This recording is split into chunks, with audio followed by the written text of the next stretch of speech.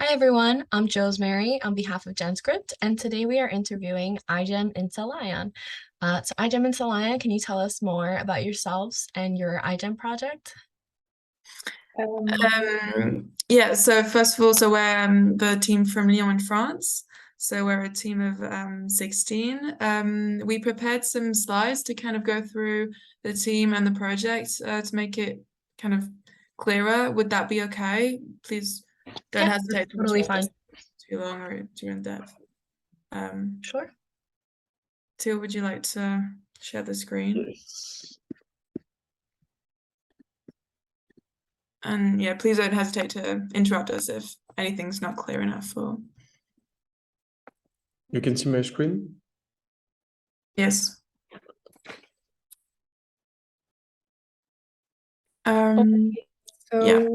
to present a little bit of our team, we're 16 students from diverse scientific backgrounds.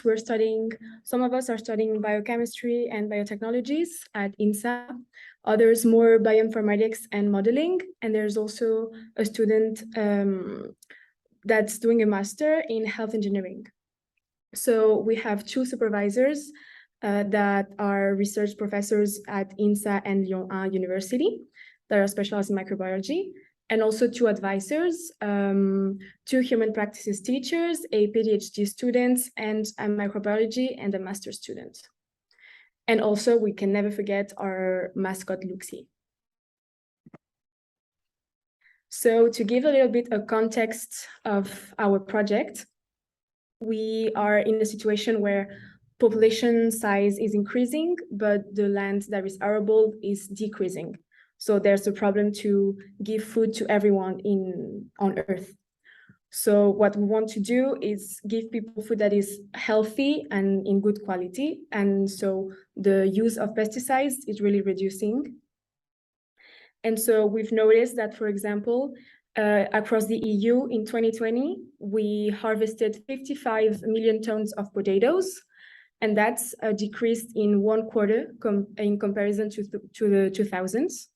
So that's really something to think about. So there's also the issue of plant diseases that affect major crops, and mainly, for example, potatoes. That's what we're going to talk more about. So Biocontrol is the solution to do this. So we can define Biocontrol as a method of crop protection based on the use of living organisms and bacteria. And so what we want to do is protect the crops while limiting the impact on the environment, but to give food to everyone. So biocontrol tools that already exist are, for example, GFP fluorescence. But that means that we use fluorescence that also that the living organisms already produce. So that's the method that doesn't work clearly for in vivo studies. Then we have the pathotests, but that means that we have to crush the plant, for example, and see what's inside. So we can see how the disease evolves. And then there's the visual analysis, but then again, we cannot really understand how the bacteria is moving throughout the plant. So the solution to this is luminescence.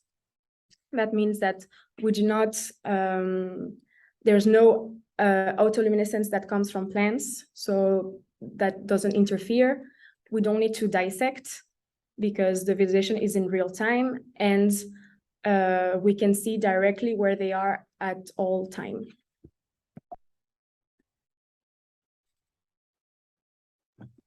So that was kind of the context of what led us to kind of move into this project, etc., and kind of the idea of it. But basically, the aim of our project is to create a tool that will help us kind of visualize the bacteria inside a living organism in real time without having to dissect it, basically. And to do that, we're going to be using a specific set of genes called the iLux genes, which have already been studied by a lab. But yeah, basically that's the aim of our project.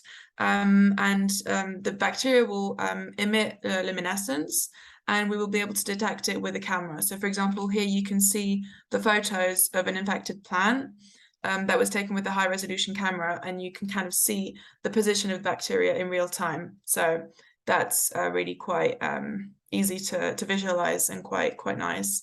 And what we wanted to do was provide a proof of concept of this technique in the case of Dickeya. So we know that potato is targeted by many different diseases, and in the last 15 years, we've seen the emergence of Dickeya solani, which is a pathogen of this potato plant, and we don't have any treatment for the moment. So that's why we wanted to focus on this case. And again, what we're doing with our project is not kind of bringing a solution or a treatment to the infection, but rather enabling and providing a tool to do so, which can be then applicable to many different hosts and pathogens, which is quite important to note. And so the disease that hits plants the most is the soft rot disease, which you can see here, photos of potatoes that have this soft rot disease. And this is induced, for example, by Dickeya solani, which is a very virulent bacteria and a frequent pathogen of tubers. And it causes huge economic losses. So, for example, loss of 30 million euros per year. I think this was in the Netherlands, just to give you an idea. But it is very virulent, and especially at the moment, it's finding it easier to grow and to proliferate in the context of global warming. So this problem is only getting bigger, and we need to find a solution to this. The tool we developed is Fiat Lux, and this basically enables bacteria to create light autonomously. And our aim is to standardize it, so to kind of make it standardized, yes. And we'll be using also toxin and anticotoxin couple. And the main objective is kind of to characterize this tool fully, to be able to optimize it and make sure that bacteria create as much light as possible without disturbing their growth. So we have different steps, but just to give you a global idea, the first step was obviously to construct the plasmid and then transform an E. coli strain with this plasmid.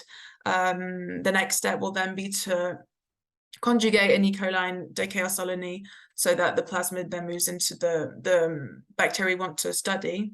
And then we'll be able to infect plants. So in this case, it'll be a St. Paulia plant because the infection mechanisms are similar to those of potatoes.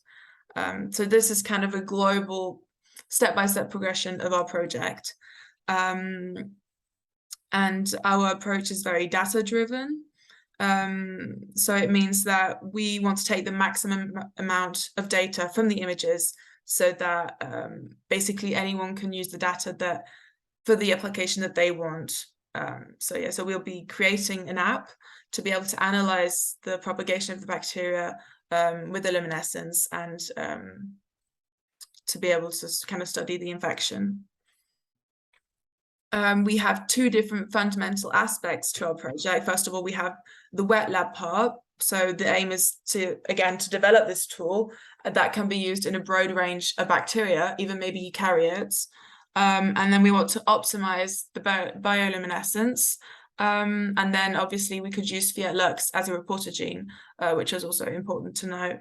And then we also have the dry lab aspect to develop an interface that would allow the follow-up of the bacterial propagation in a living organism, so on a long term without using a destructive method. So again, this is the principal objective of our project.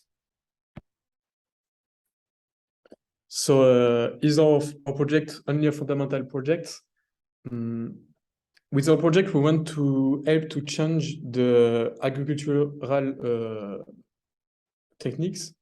So help farmer to have a better response about temperature change or humidity, and better understand new infection to give them solution quickly and with respect of the environment.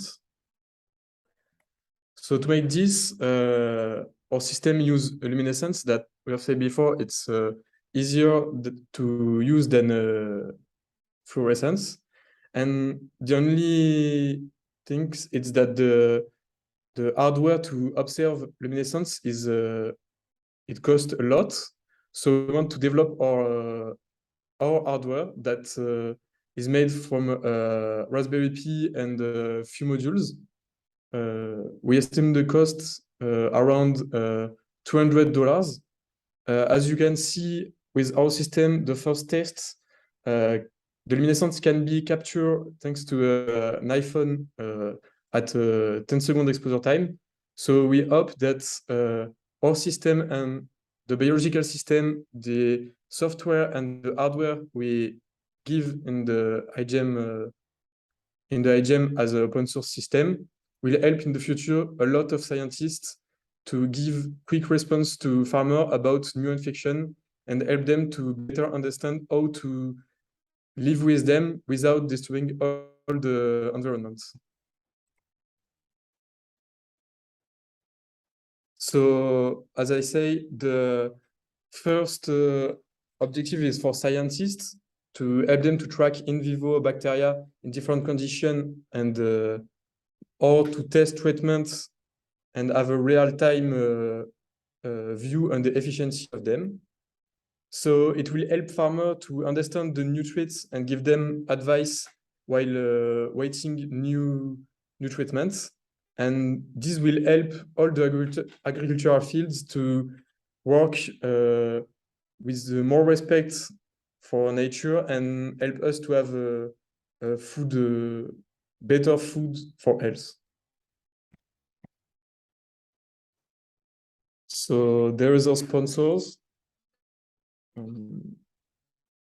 Our main sponsor is the French National Federation for Potato. So they are helping us with their knowledge about the infection on potato already existing, and they want to test our projects with potentially new infection.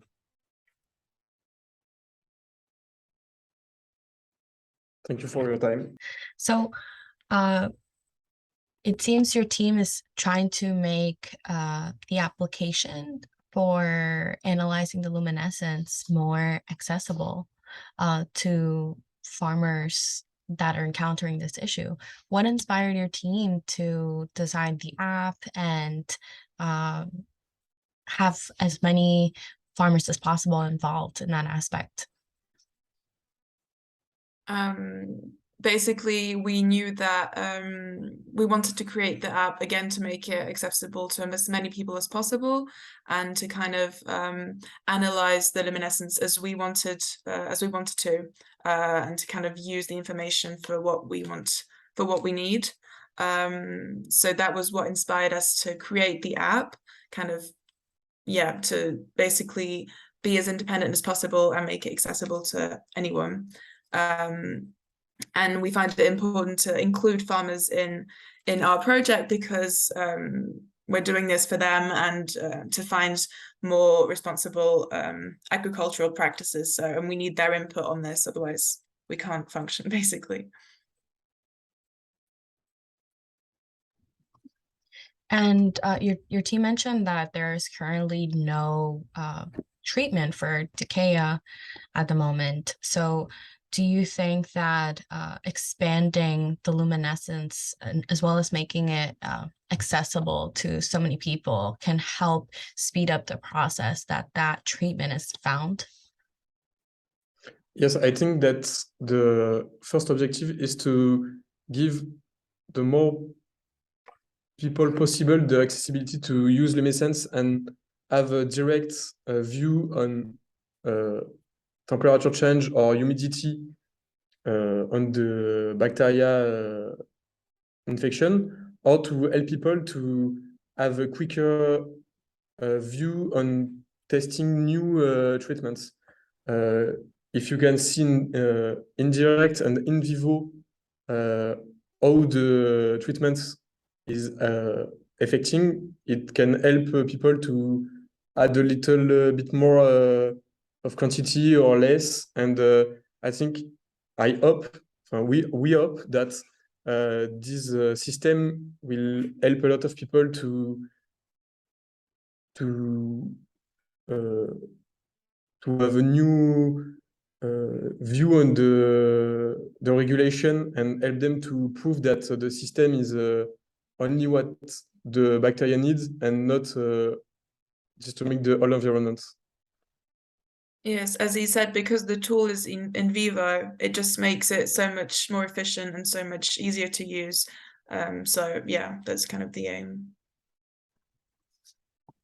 And it sounds like it would also be helpful in allowing farmers to be aware of the spread of the bacteria as well. And as you said, have more efficient production by isolating or eliminating those infected plants and saving whatever crops are available.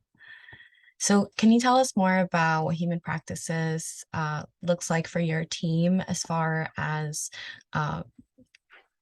telling others how helpful this could be towards conserving the crops, specifically potatoes?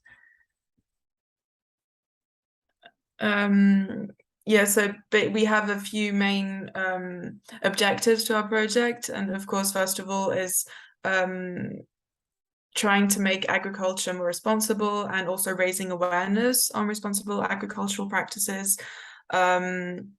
So we do have a very efficient human practice team that are working on including the ethical part of all this into our project, making sure that we are acting responsibly, and that also, for example, the containment issues, etc. They are also planning on interviewing many different farmers, researchers, etc. that could help us in areas that we aren't experts in.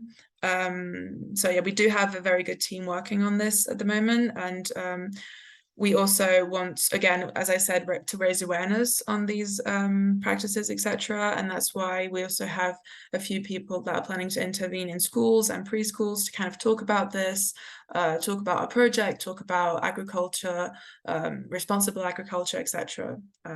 Yeah.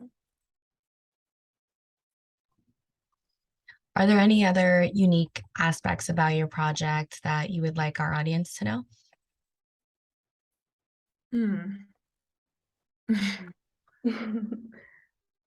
Not necessarily. We are trying to make the project as original as possible, obviously, and we have seen that many teams from iGEM the years before tried working also on luminescence, etc. But many, for example, struggled to kind of characterize it as well as possible. That's also a point that we're trying to work on to contribute to the further to the teams that are coming up, and maybe inspire other teams to form and to build upon this and upon our work. So yes. iGEM INSA Lyon, thank you so much for meeting with me today to tell us more about your project on luminescence and combating DKA. On behalf of GenScript, we wish you the best in our iGEM sponsorship competition and the iGEM Jamboree. Thank you so much. Thank you for your time. Thank you.